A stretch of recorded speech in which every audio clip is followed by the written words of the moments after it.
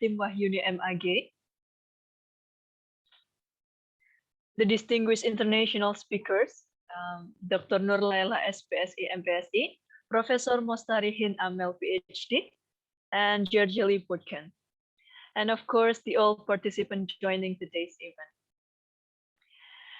Studying international culture can be an opportunity for us to understanding each other when communicating with them and appreciate the differences that exist so that we can avoid conflict due to differences in culture, race, religion, or language. That's why, ladies and gentlemen, we say thanks to Allah who has given us guidance, happiness, and healthy, so we can attend and participate in this international seminar cultural studies to discuss about ethnic, language, and religious diversity. Ladies and gentlemen, let's open this event with Sing Indonesia Raya and Mars Muhammadiyah.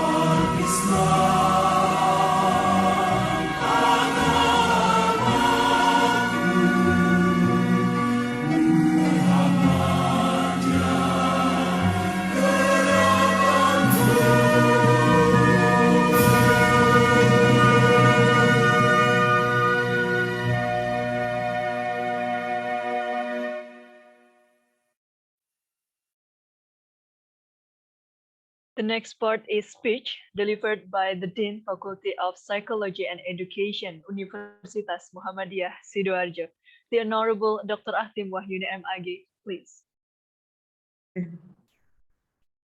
Thank you, Mbak Rani. Bismillahirrahmanirrahim. Assalamualaikum warahmatullahi wabarakatuh.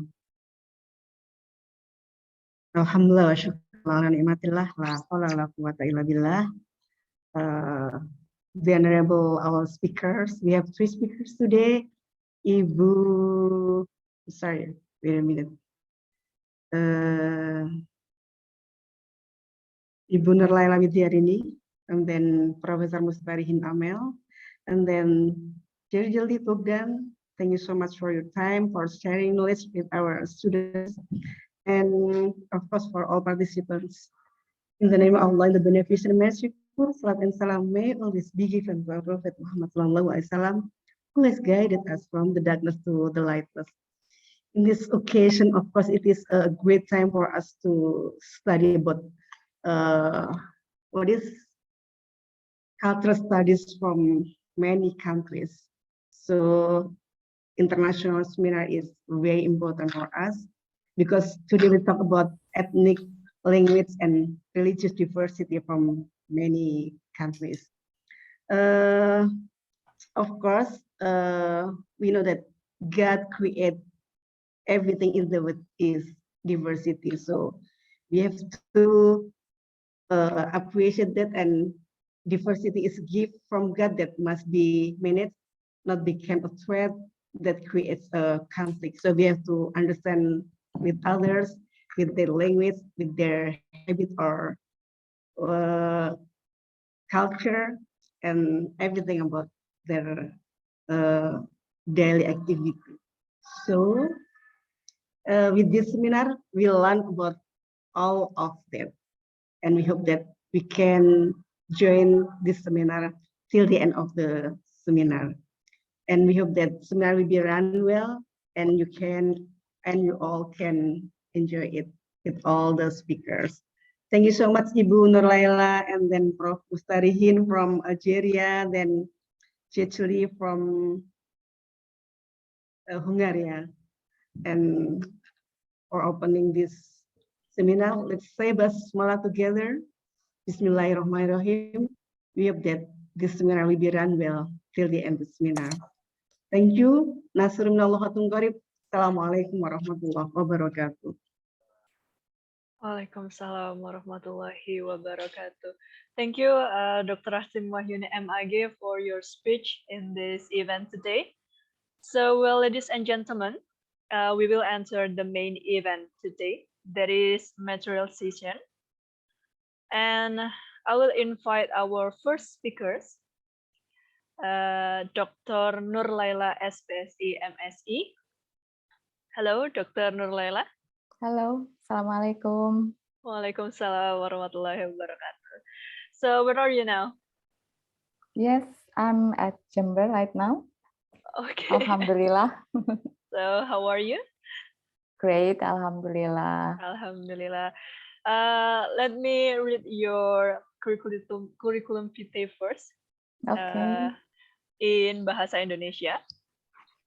Beliau yakni Dr. Nurlaila Widyarini SPSI MSI. Beliau lahir di Semarang pada tanggal 29 Mei 1975.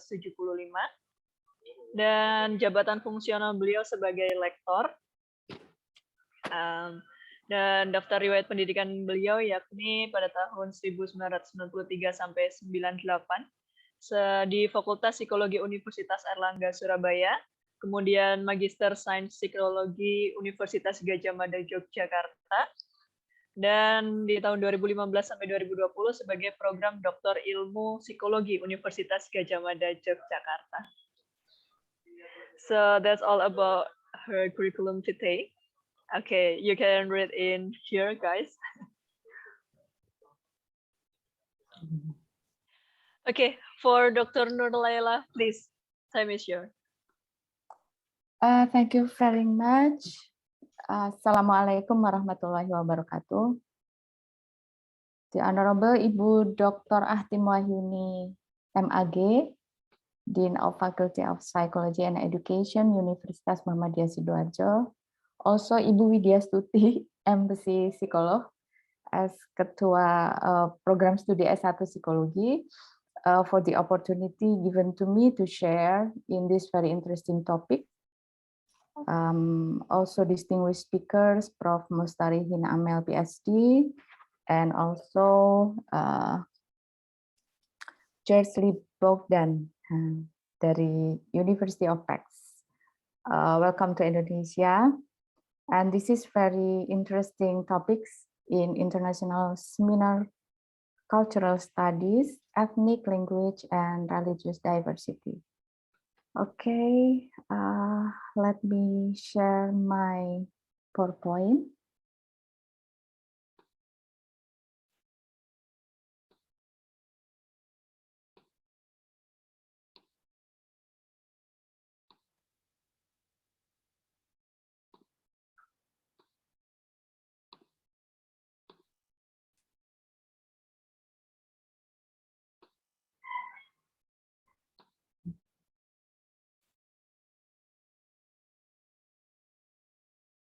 Okay, hope you can see my PowerPoint. Yes, we are watching your PowerPoint already. Okay.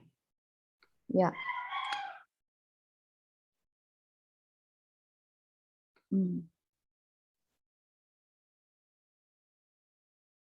Yes, I will deliver and sharing with you about health promotion in the context of culture, learning from Tengger people. I come from Fakultas Psikologi Universitas Muhammadiyah, Jember.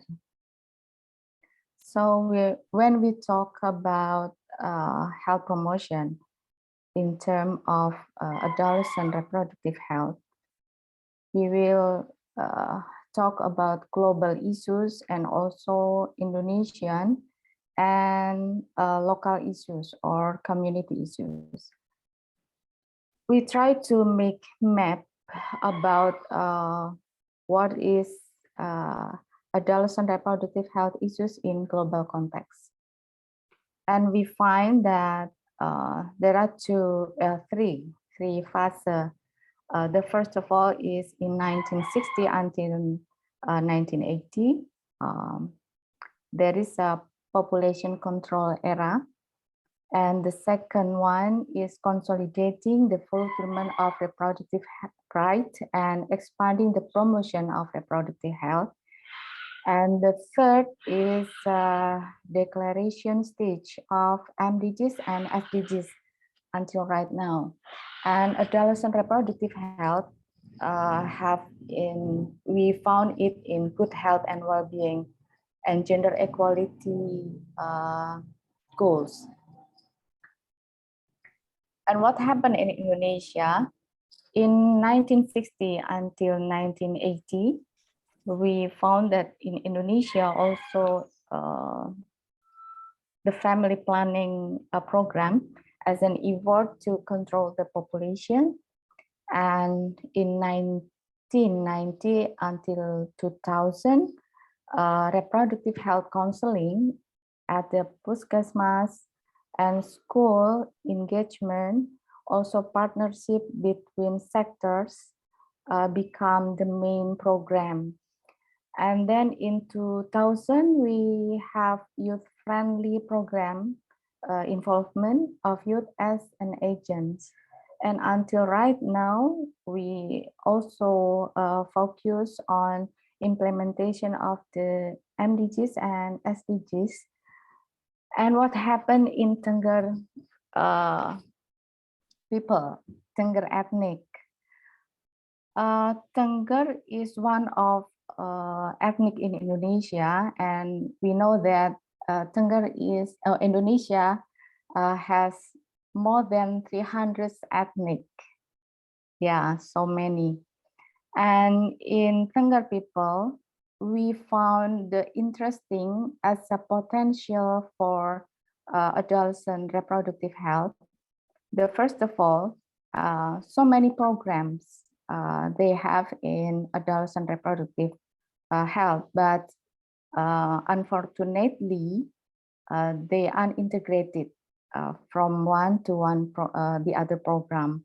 So unintegrated means that in cultural, medical, or community practices. As agents, we found professional and non-professional. In professionals agent, we found doctors, midwives, family planning educators, and in non-professionals, we call it sometimes with lay health promoters, posyandu cadres, peer educators, and traditional birth attendants. And locus where is the program conducting is in school, health centers, atau puskesmas ya, and then at posyandu. But the problem is the highest maternal and child mortality in East Java is still high. Also marriage at a young age also is still high. And survey, according to our preliminary studies, result that 167 students, about 80%, do not use the service at the puskesmas. And the Tenggeris people, ethnic, has a social structure and traditional ceremonies related to puberty, and we found it until now, yeah, still conducted by them. So when we look at this map, the global issues must be in Indonesia also make a response for the global issues. And in reproductive health, yeah, in Tengger tribe or in Tengger ethnic, we found that they still hold certain values as the foundation of their lives. And this is, I think, become potential for implementing how reproductive health program that related to their culture. The first of all is communal work, or we call it gotong royong, advising each other, mewejang, and omitting any possible bad things to happen. Kita menyebutnya ngilang ke bala sengkalane, taking consequences for what have been done as kualat or karma. And they still hold the custom and controlling behavior, including in reproductive health issues. Okay, culture. It is difficult to make a clear definition, but we can find that culture is the set of distinctive spiritual, material, intellectual, or emotional features of society or a social group, which encompasses, in addition to art and literature, lifestyles, or ways of living together, value system, tradition, and beliefs. So according to this definition, culture is not limited to the area, to nationality, to racial, ethnic, or religious affiliation, but it is comprised of overt beliefs and practices. So why culture matters in this adolescent reproductive health? Awareness of cultural context allows us to better understand the compounding influences of diverse but interrelated determinants such as socioeconomic status, environmental condition, age, gender, religion, sexual orientation, or level of education. So the second one, an awareness of cultural context, offers new model of care that take into account more than just biology or medicine approach. The third one, because diverging of value systems, health beliefs, and views about sharing can either promote or limit the equal distribution of health resources and awareness of cultural context in critical to health equity. So I think culture is important to understand the circumstances, the people or the community, and it helps us to make or to develop a model of health promotion.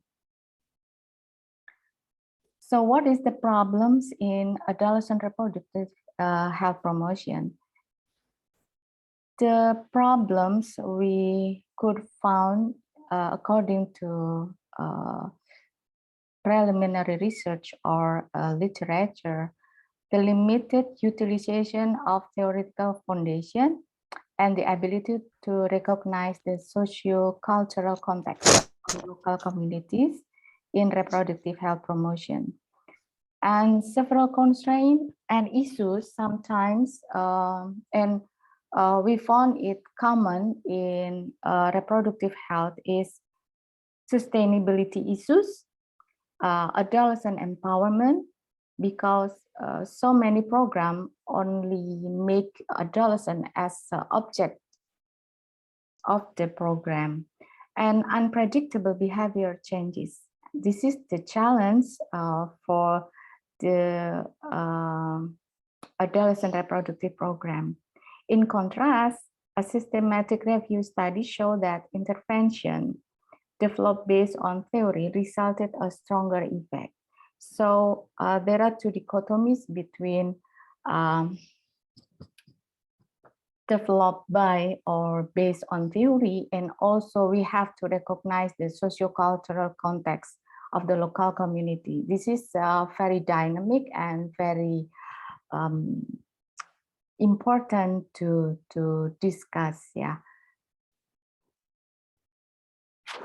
Yeah, and in our study, we try to concerning the cultural context in theory to predict the changes, the behavior changes.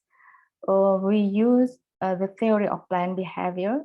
I think you know that this is the one of theory that can be utilized as an underlying theory to develop intervention program, as well as to predict behavior changes, because this theory has a basic assumption that belief is the cognitive basis for attitude, subjective norm, and perceived behavioral control, and it is also serves as cognitive basis for intention and behavior.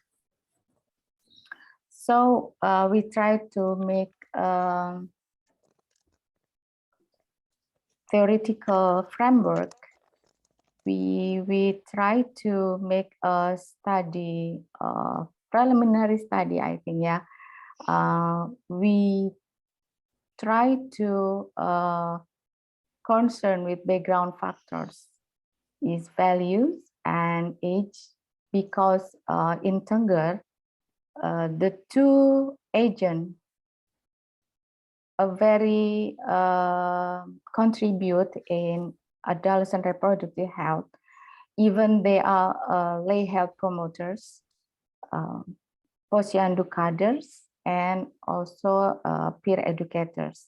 So we try to explore what beliefs they have related to adolescent reproductive health intention to promote to the community. This is the aim of study. We try to make systematically elicit and categorize a broad range of specific salient beliefs that might explain the intention of posyandu cadres and peer educators to engage or not engage in promoting adolescent reproductive health.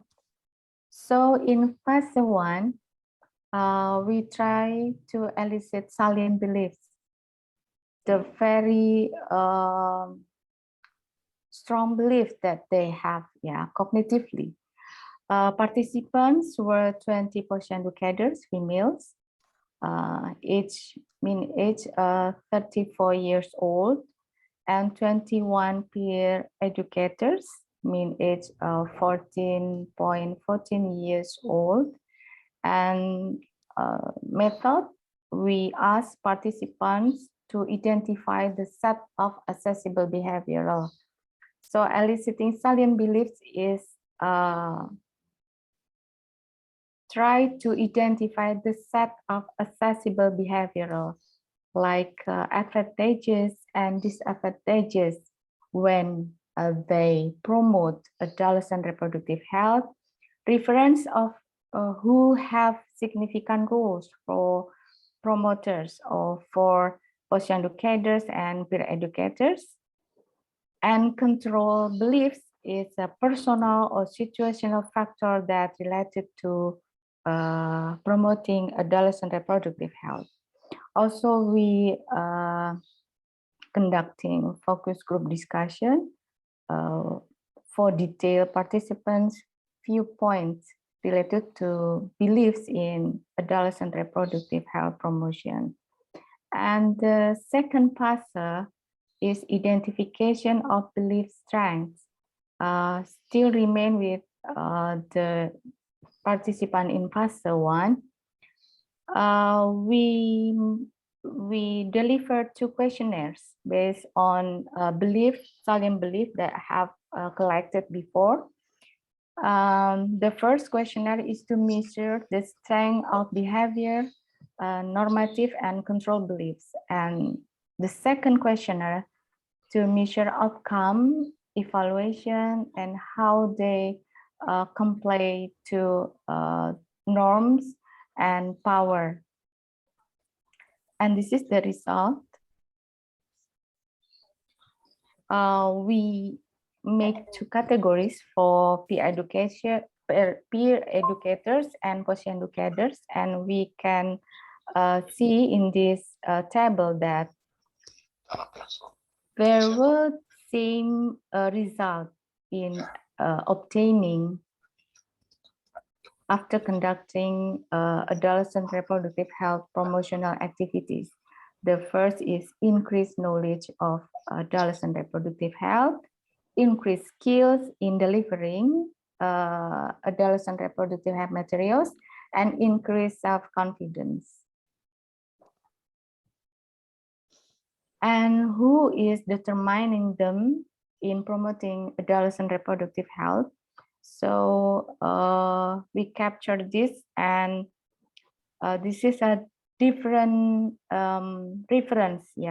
In peer educators, the first of all is medical health officer, the management board of the adolescent reproductive health organization, and the family. What about post-educators? Post-educators, midwives, and then other post-educators.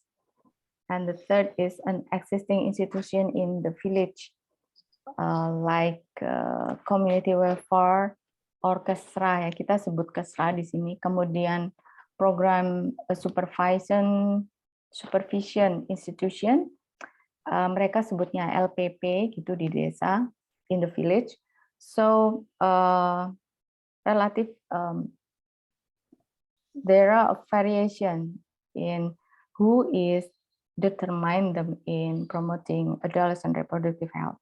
And also we found it in control belief, What situation related to adolescent reproductive health promotion that can promote them to conducting the promotion.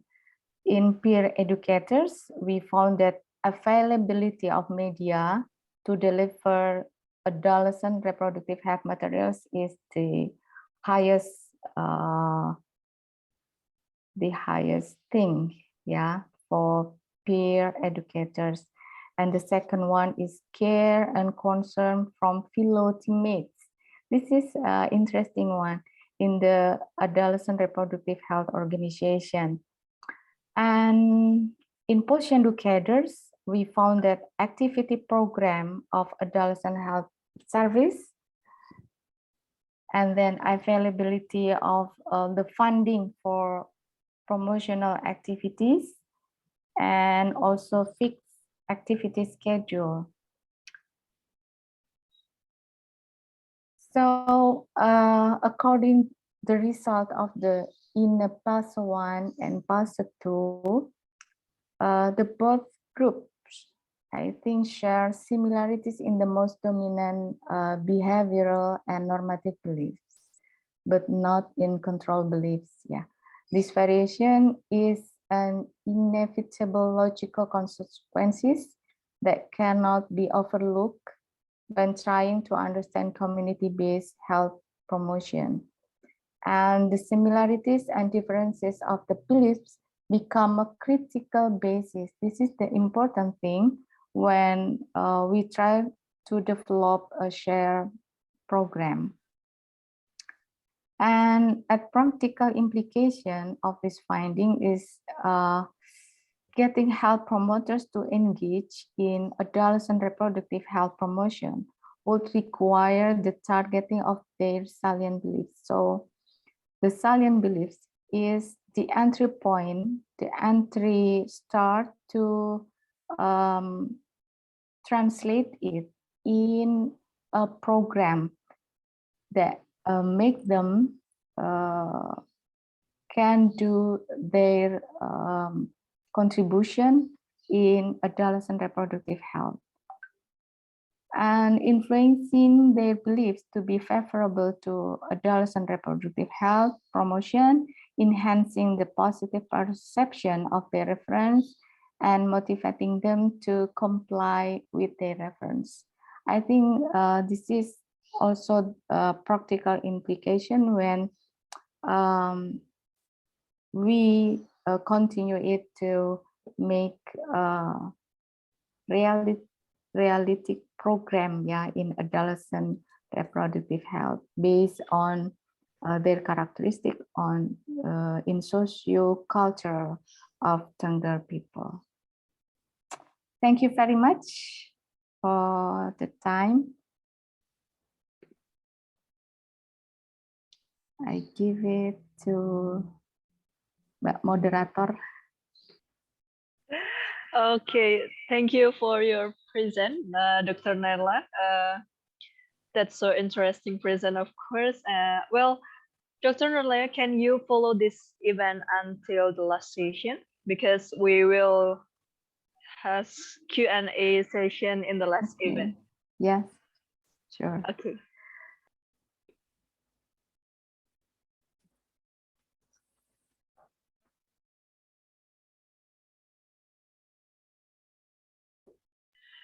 Okay, ladies and gentlemen, the next part is I will invite our second speakers. That is Professor Mostarihin Amel, PhD. Hello. Hello. So she is from Algeria. Algeria. Algeria. So let me read your curriculum vitae first. Okay. Her name is Mostarihin Amel, and her academic position is professor. She is from Algeria, and I will read the degrees, her degrees. That is lesson in English, section of English, Department of Foreign Language. And then Magister in English, option Sociolinguistic and Language Dynamics. And then PhD in Linguistic and Language Dynamics, Department of English. License in Management, Department of Management, Faculty of Economic and Commercial Science and Management Science. And then Master in Management, Department of Management, Faculty of Economic and Commercial Science and Management Science. And the last is accreditation degree in research. All right. So, Professor Mostarihin Amil, PhD, please. Good morning, everybody. My name is Professor Mustari. I'm from Algeria, and I'm very excited and also honored to be part of this great international event.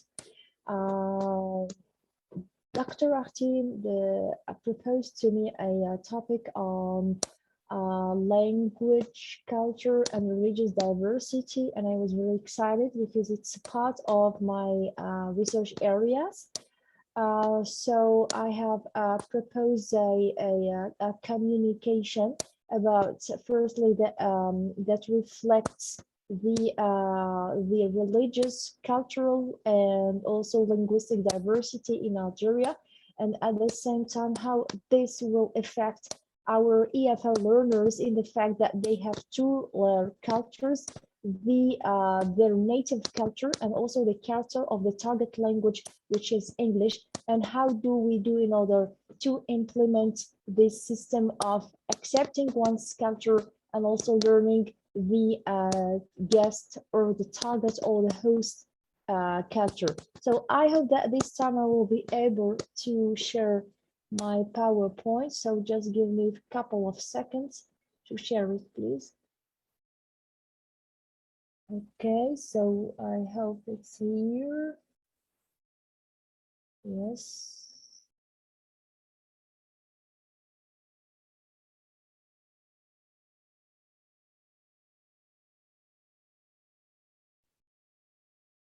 Okay. And this is here.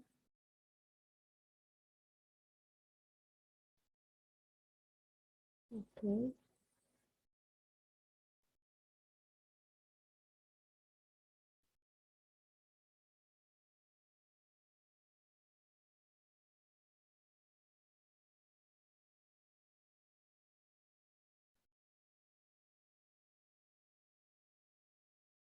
So in the meantime, I would like to talk about the presentation. The presentation is composed of two parts. The first part is about the culture of Algeria and how do we have different cultures and identities and also languages.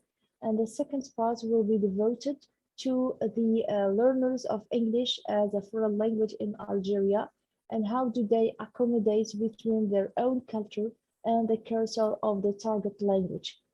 I have problem in my laptop, so it works, but it is a little bit slow. So I hope that it works.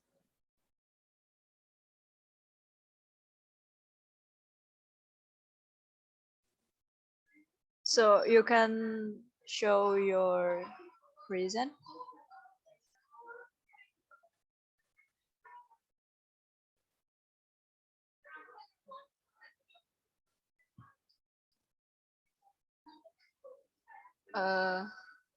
Hello, Professor Mostarihin Amel.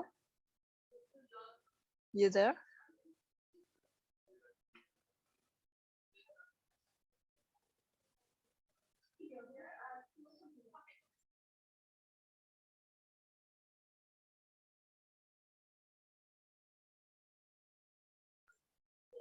Oke, nampaknya masih ada sedikit masalah dari Profesor Mostarihin Amel. Sambil menunggu beliau, sekali lagi kami ingatkan kepada teman-teman untuk menyalakan kamera dan juga menonaktifkan mikrofonnya selama sesi pemateri ya. Nanti di akhir sesi Q&A, teman-teman boleh langsung menyalakan mikrofonnya untuk bertanya atau menuliskan pertanyaan langsung melalui kolom chat dan nanti akan saya bantu untuk membacakan. Seperti itu. Apakah beliau sudah terhubung kembali?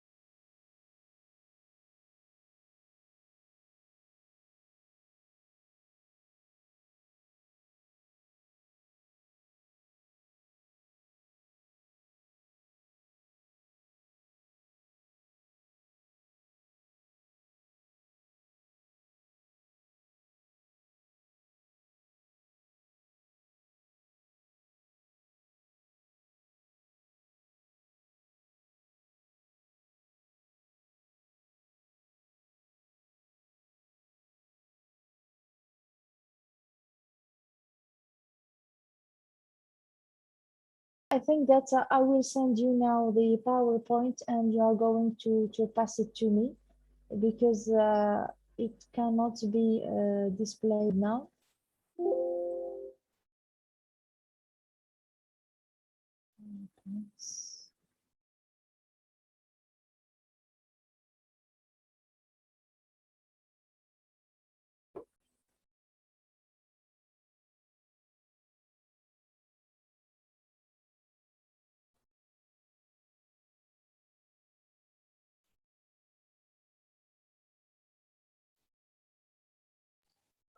Prof. Amel, maybe I can help you. You can send your file in. No, I will send it now to your to the email of the dean if you want, Okay. and you will display it because it cannot be displayed. Okay. Unfortunately, it cannot be displayed. So Dr. Akhtim Wahyuni will help for sharing your material. Okay.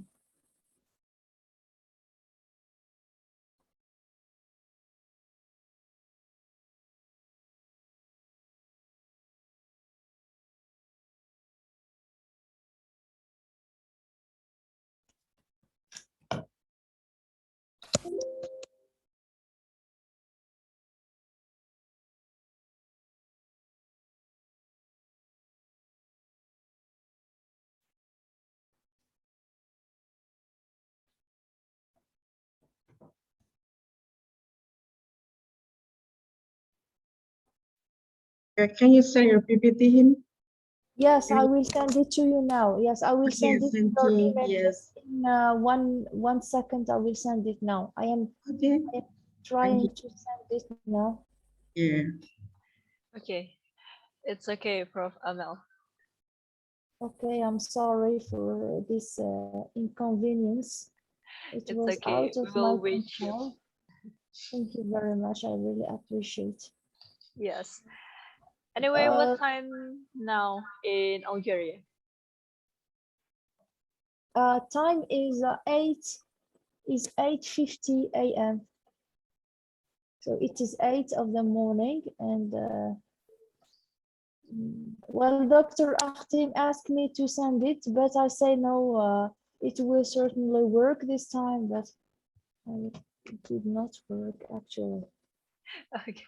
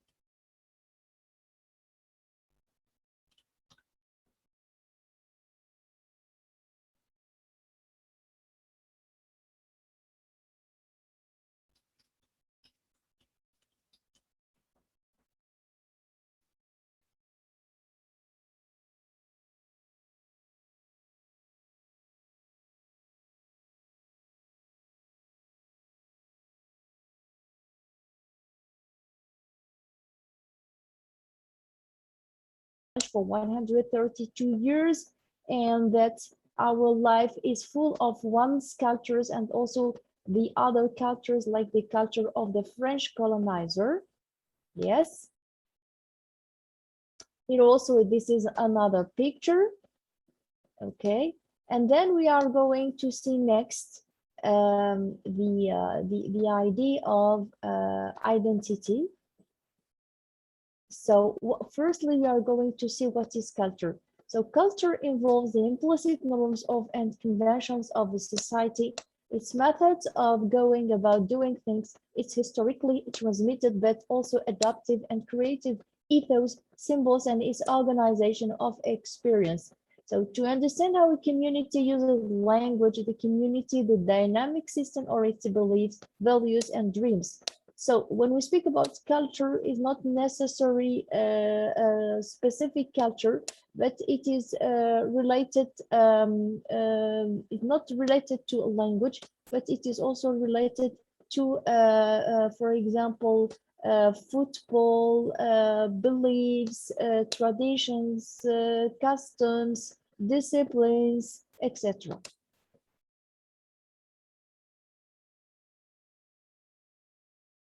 So here, Algeria represents a wonderful linguistic mosaic characterized by the existence of a panoply of languages and varieties of languages, which means that in Algeria, we have, as far as languages are concerned, we have the official language, which is modern standard Arabic. And we have also another official language, which is Tamazight. So we have one, in 2016, Algeria got, in addition to its official language, modern standard Arabic, it got another language called Tamazight, which is the ethnic language as an official language. And we have also the, it means 90% of the population in Algeria speaks the local language. It means the dialect, which is Algerian Arabic. And we have the ethnicities, which speaks about maybe less than 30 or 30% of the community, which is ethnic, speaks Tamazight. But we don't have only one form of Tamazight, but we have different varieties of Tamazight. So in Algeria, we have what is official and what is local or informal. So in Arabic, it is the language, it is what is modern standard Arabic. It is the modernized form of classical Arabic, which is the language of Quran. And we have also Tamazight, which was basically an informal language and became then an official language because of the pressure of the ethnic communities. So, for instance, this is a real picture. This picture, I took it when I was in the south. It was not taken from internet. It is me who took it from the south. These are people who have this special faith. These are called Tuaregs. Tuaregs is a community, Algerian community living in the south. They speak Tamazight. They speak a specific variety called Tamashek. Here we have called Tamashek, and this Tamashek is a reflection of the language varieties and linguistic diversity and richness in Algeria. So we have different languages, as we have seen in Algeria. We have the Algerian Arabic, which is dialects. We have Tamazight, but in Tamazight, as I have already told you, we have different variations. We don't have only one form, but different forms. Among the forms, we have Chinois, we have Mozambique, which is spoken. It means the variety of Tamazight. The variety of Tamazight has different classifications of different types. Each type is spoken by a particular ethnic group. For example, these one in the picture are called the Tuaregs. They live in the south and they speak Tamashek. The one in the north, they are speaking Tamazight, but the variety of Tamazight is called Mozambique. We have other, they speak Chinois, other, they speak Kabylian, but all go under the umbrella of Tamazight. This is just to give to our dear students in Indonesia an idea about the linguistic diversity in Algeria.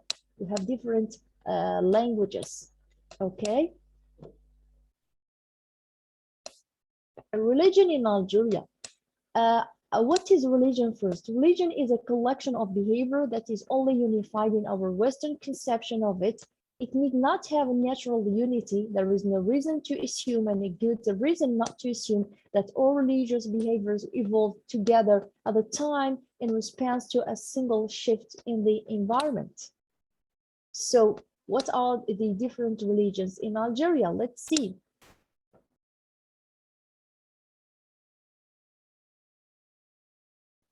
So Algeria Islam, or the Sunnite Islam, is the dominant religion with 90% of the population who are Muslims.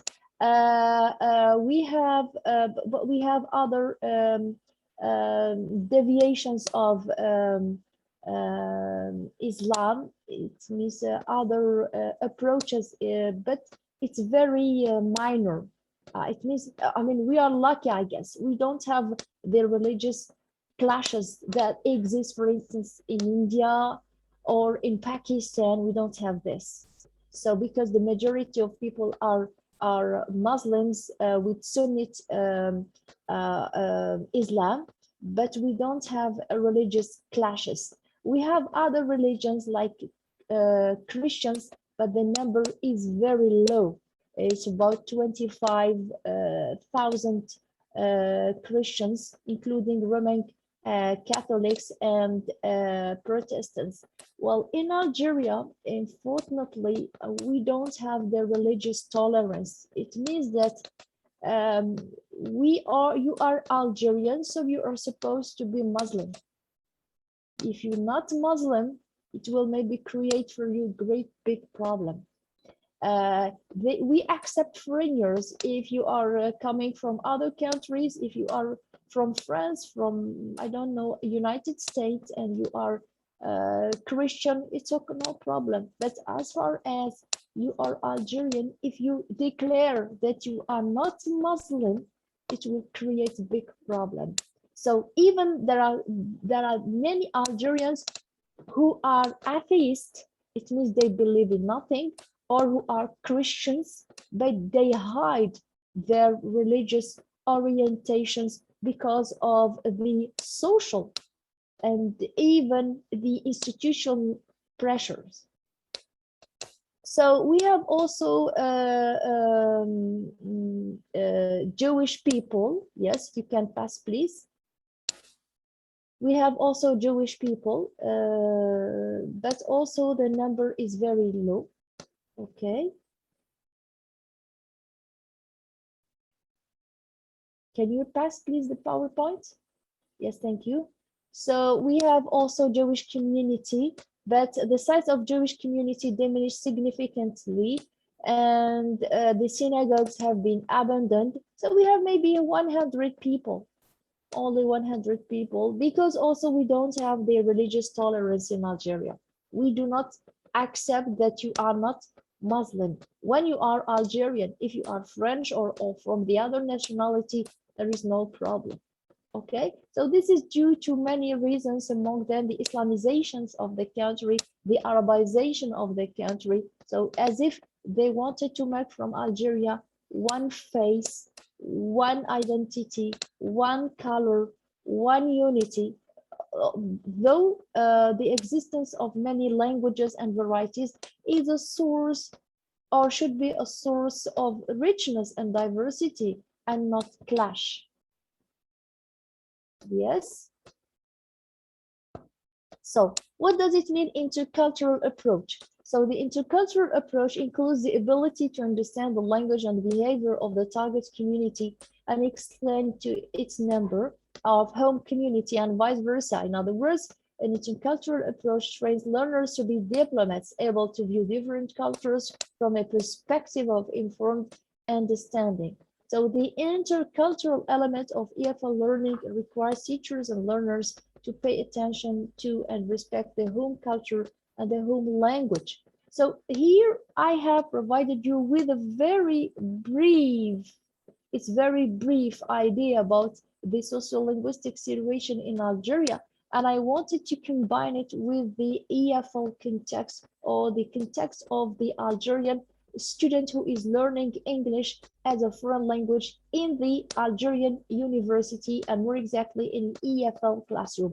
So for example, as I am a teacher of for example, American literature or British civilization. So how am I going to provide this culture to our Algerian students who have different culture?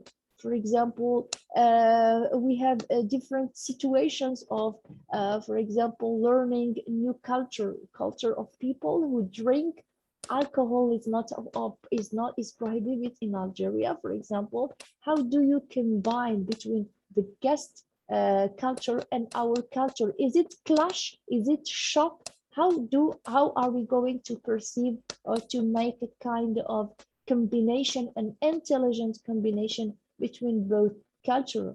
And this is the role of the teachers, and how should they implement an intercultural approach? Yes. So what is the difference between interculturality and cross-culturality? I'm not going to read all of this, but when we speak about interculturality, is that we are going to be proud of our culture and accept and try to understand the guest culture.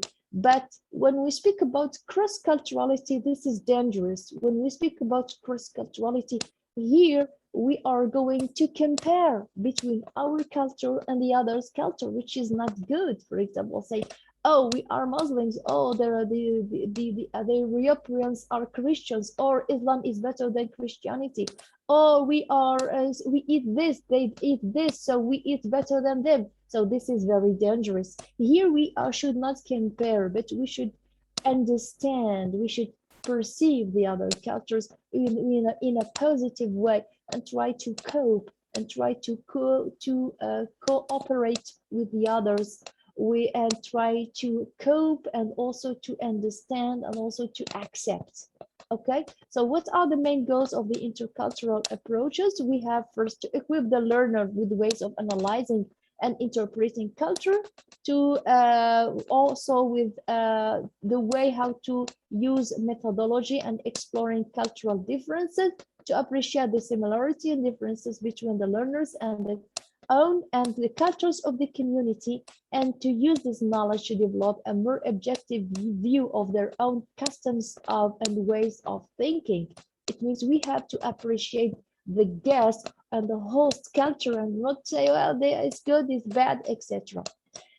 So intercultural approach in with discipline. So generally, when we speak about intercultural approach at the university, in the Department of English, in the English classes, we try to compare and appreciate the other cultures in some modules. I don't know how to call it in Indonesia. It means matters that the student follow up. There are some matters where the students study and in which they try to compare and appreciate and try to make to look in a positive way the others' cultures, like civilization, literature, oral expression, linguistics, sociolinguistics, etc. Yes. So the EFL learners are in the position of someone who is outside the target language group looking in. Learners may not wish to adopt the practices and beliefs of the target culture, but they should be in a position to understand their practices and beliefs if they wish fully to comprehend the language the members of the target culture produce. It is this recognition that language is more than the transfer of information. Yes, so when we speak about language, for example, we are going to speak about English language. So we are not speaking also about the language and how it is learned, but also the culture, the identity, the traditions, the religion of the guest or the host language or the target language. Yes. So yes, you pass it, please. This needs no need. Okay. So here, when we speak about the intercultural approach, also recognize the fact that different learners have different needs, and these needs should be taken into consideration while devising curricula and lectures, whether the learner is being trained to be mainly a cultural observer or to be an active member of a specific subcultural group. So here we would like to train our students not to be only cultural observer, but try to be active, try to interact, try to understand the target language, the target culture. So instead of the intercultural or transcultural, speaker is the ideal. He sees the intercultural speaker as one who moves easily between discourse communities, encountered at home, school, work, and play, observing and applying the language that is appropriate. Yes?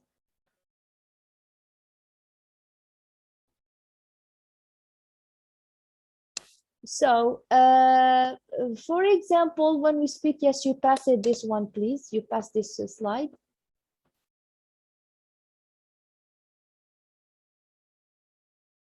You pass, please, to the next slide.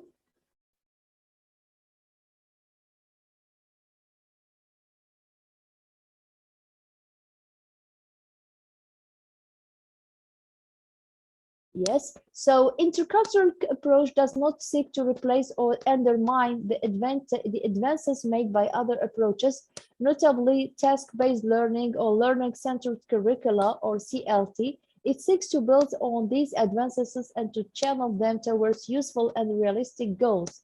So here, what does it mean, communicative competence? Communicative competence is that what we should teach to the student. It means how to understand the other culture, how to understand the behavior, how to speak when you are, for example, in a foreign language. So we try to accommodate ourselves with our culture, with native culture, identity, etc., in order to cope or in order to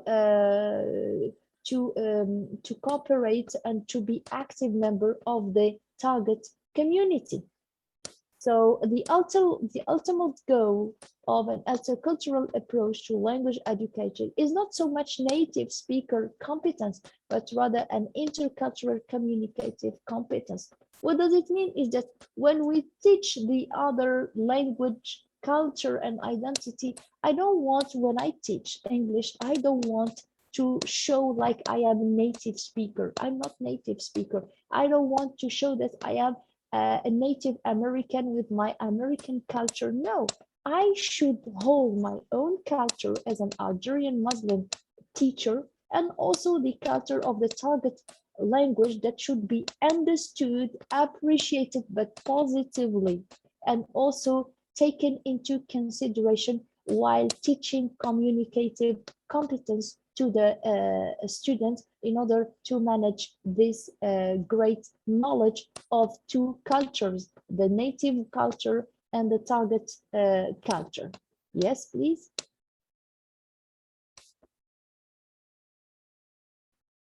So some problems are in the implementation of the intercultural approach. It means that when we want to settle this idea of how to respect our culture and understand and appreciate the target culture, we have some problems. The first problem is the vastness of the culture concept. It means that we don't know what we should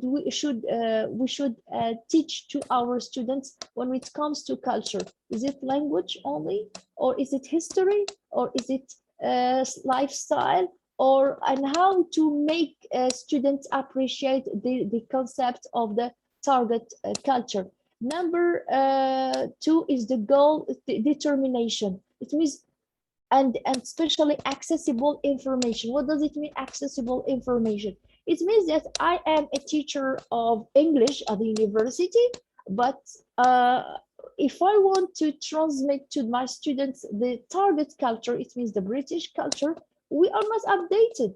When we speak about the target culture or the British culture, we should know about, for example, the actual idioms. We don't know what are the actual idioms. We don't know about the latest fashion, the latest, for example, style life. We are not updated. We focus only on what we see on the net or what we read on the books, because the students in Algeria do not have the abilities to have linguistic stays abroad in these English-speaking countries to break this clash between our culture and the target culture. It means we are just learning in theory.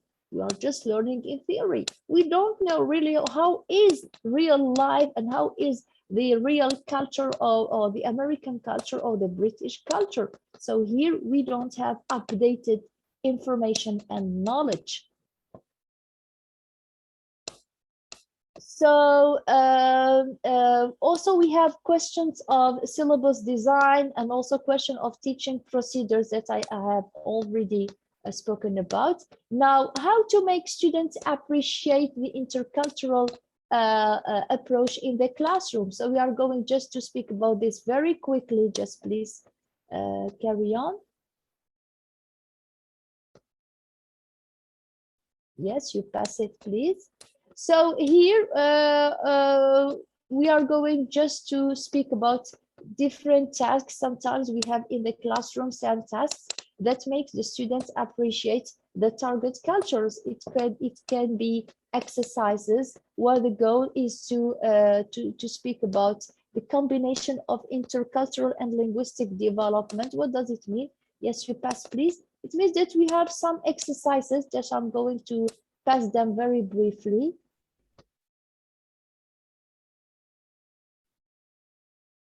Okay, so we have some activities. So it is a full range of communication that can be used to serve the goals of intercultural tasks. For example, we may watch a video, we may read a piece of writing, we may play some play roles in for example as an oral presentation in order to see how do people behave. It is in that way.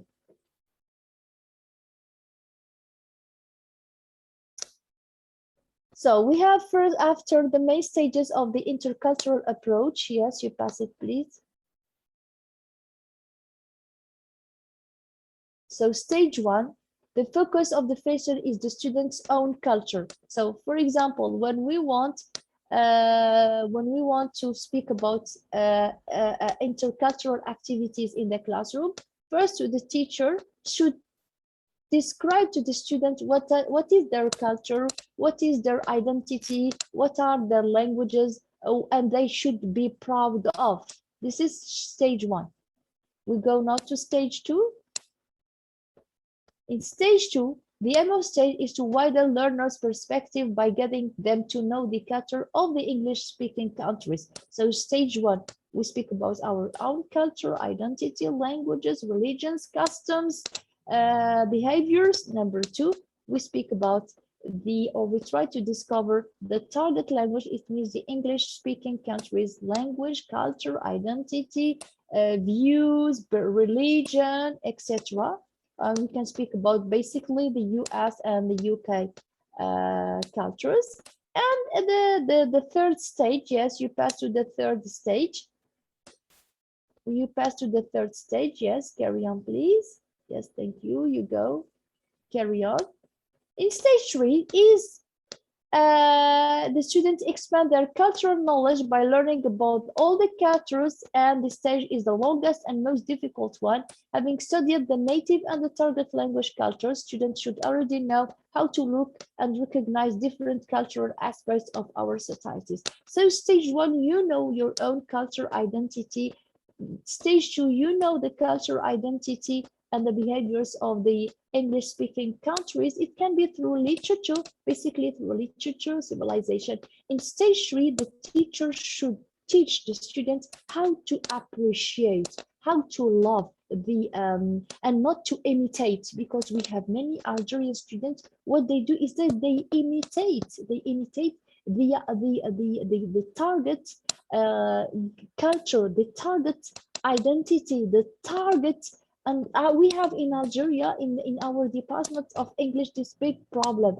The students, they don't know how to appreciate the culture, they just imitate. If you go to the floor of the English department where I teach in Studi, the students are dressed in American way. They speak in a very fashionable way. They try to behave like the Americans. For example, they use the chewing gum in the classroom, thinking that they are Americans. So I tell them, you are not Americans, you are learners of English. So sometimes the students do not find their identity because they are lost, because their native identity and the identity of the Americans, especially people. So I try to tell them, hey, wake up, you are not Americans, you are Algerians, you should be proud of our identity, and you should know how to appreciate and to take only the best or the marrow of the target culture. Carry on, please. Yes. So if we want to speak about the intercultural approach in Algeria, here in the intercultural approach in Algeria, I have already spoken about this. In the intercultural approach in Algeria, we have problem. Why?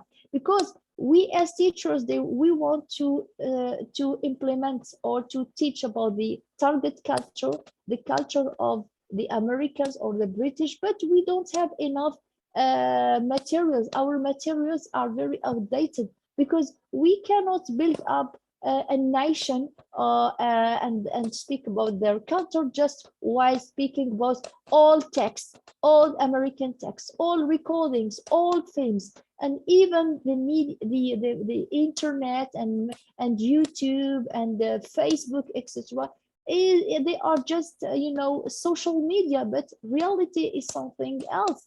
When I went to the United States, I found different things that I was learning in books, because reality is something. So this is the problem. How can we teach to the students a culture and they just have theory, they don't have practice, in the sense that they don't have linguistic state, they cannot travel there. Yes, next, please. So the intercultural approach implementation. So firstly, when we speak about this, I have taken as an example my first year students, master students in linguistics. So in linguistics, I teach students many modules that are related to culture. So we speak about the dialects or the British dialects, the British languages, the British culture. We have also module of culture. So the purpose is to accept and appreciate the target culture, but they have also to appreciate their own culture and their own identity, which is very important. I repeatedly tell to my students, you should be proud of your identity. You should be proud of our culture. You should be proud of your country. Do not complain all the time, because there in United States, there in United Kingdom is not a paradise. Okay, so these are just a picture of my students. It was when they were passing the exam. So they are not very gentle as you see here. They are just here silent because they were passing the exam. Okay. Okay, next. So what does it mean, heritage language? Heritage language is a minority language learned by its speaker at home but never fully developed. Yes, next. So the idea is what for me? Why I have used the term heritage language. Can you pass, please? So the idea is that we have to be proud of one's dialect. We have to be proud of one's culture. We have to be proud of one's identity. And this should be developed and preserved and protected in all students' mind who learn another language that is used academically. So I always remind my students that this is their soul, their heart, their true character. They should not lose their native ability to express themselves, even if when they translate it into another language. This was my statement, and this idea was also shared by my friend, Dr. Suzette, who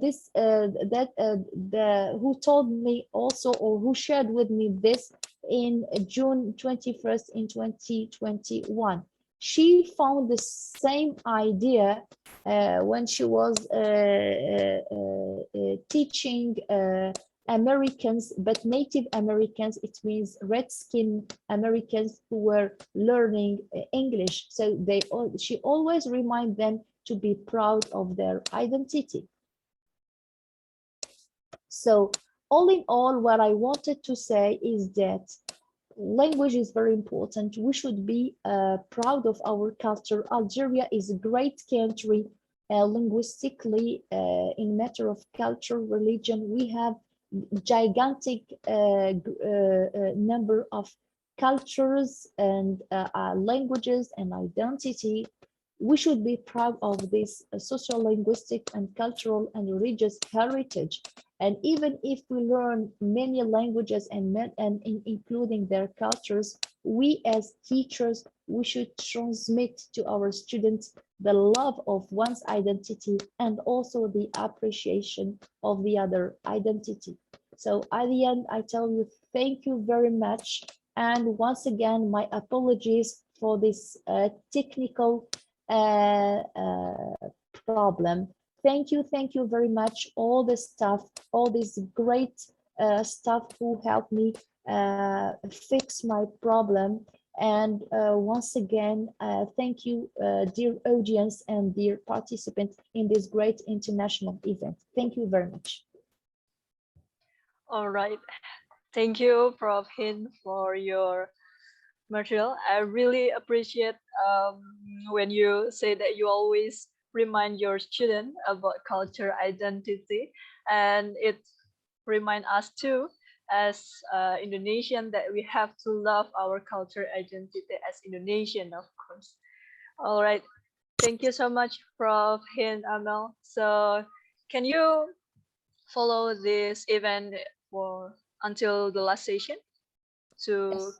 question and answer? Okay, thank you.